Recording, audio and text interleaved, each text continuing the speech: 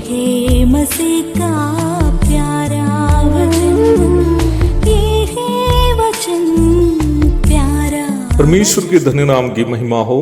प्रभात मनन के सत्र 2341 में आप सभी का बहुत ही विनम्रता के साथ स्वागत करता हूं। आइए आज के मनन के लिए हम पढ़ते हैं पत्रस की पहली पत्री, पहला अध्याय 14 से लेकर 16 तक। आज्ञाकारी बालकों के समान अपनी अज्ञानता के समय की पुरानी अभिलाषाओं के सदृश ना बनो, पर जैसा तुम्हारा बुलाने वाला पवित्र है, वैसे ही तुम भी अपने सारे चाल चलन में पवित्र बनो, क्योंकि लिखा है, पवित्र बनो क्योंकि मैं पवित्र हूँ। हमारे कल के मनन में हम उस अनुग्रह की चर्चा की थी जो हमें हमारे अनंतकालीन आसमानी जिंदगी में मिलने वाले है। मसीह जीवन का शुरुआत, जारी तथा भविष्य पूर्णतया परमेश्वर के अनुग्रह पर निर्भर है। परमेश्वर का अनुग्रह ही है जो हमें विश्वास में लाया है और विश्वास में बनाए रखता है, और हम जो भविष्य में प्राप्त करेंगे वो भी परमेश्वर के अनुग्रह के कारण ही है। इस प्रकार परमेश्वर के अनुग्रह से जीवन बिताने वाला प्रत्येक मसीह विश्वासी से परमेश्वर उम्मीद करने वाली एक प्रतिक्रिया है। प्रारंभ में पढ़ी गई पदों में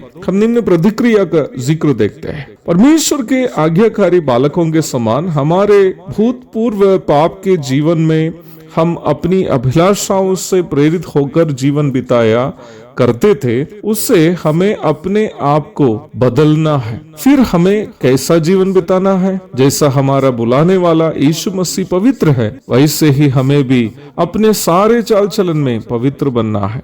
अर्थात परमेश्वर के सभी नैतिक स्वभाव को जो देह रूप में प्रभु यीशु मसीह ने संसार के सामने प्रदर्शित किया था, उन नैतिक स्वभावों के अनुसार हमें अपने पाप से प्रदूषित चाल चलन को बदलना है। मत्ती 5 की 48 भी पढ़िएगा। संपूर्ण पवित्र शास्त्र बाइबल की शिक्षा का सारांश यही है। इसलिए लेखक पत्रस न्याय व्यवस्था से भी परमेश्वर के बयान को यह उद्धरण करके कि पवित्र बनो क्योंकि मैं पवित्र हूँ, बता रहा है कि परमेश्वर हमसे उम्मीद करने वाली प्रतिक्रिया बस यही है कि हम उनके नैतिक स्वभावों की तरह अपने स्वभावों को बदले। मसीह विश्वासियों में भी कई लोग पवित्रता शब्द का अर्थ सही तरह नहीं समझते।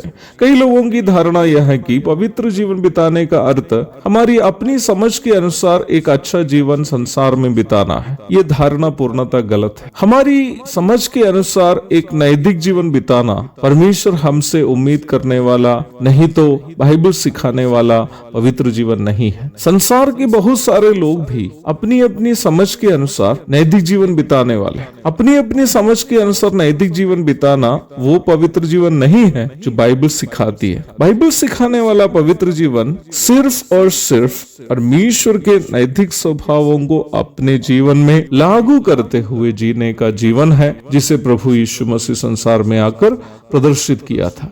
मैं ये बात अच्छा से जानता हूँ कि यीशु मसीह की तरह पूर्णतया एक पवित्र जीवन बिताना मेरे लिए और आपके लिए भी आसान नहीं है, क्योंकि हम पाप से प्रदूषित शरीरों में भाववास करने वाले एक संसार में जीवन व्यापन करते हैं।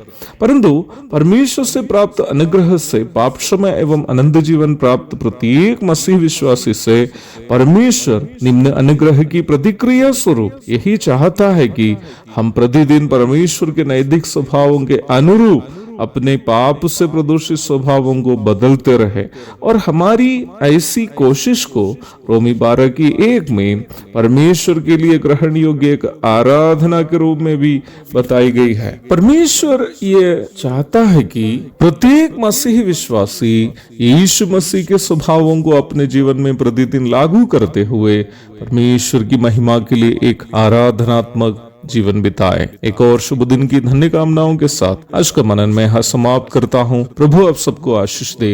आमीन।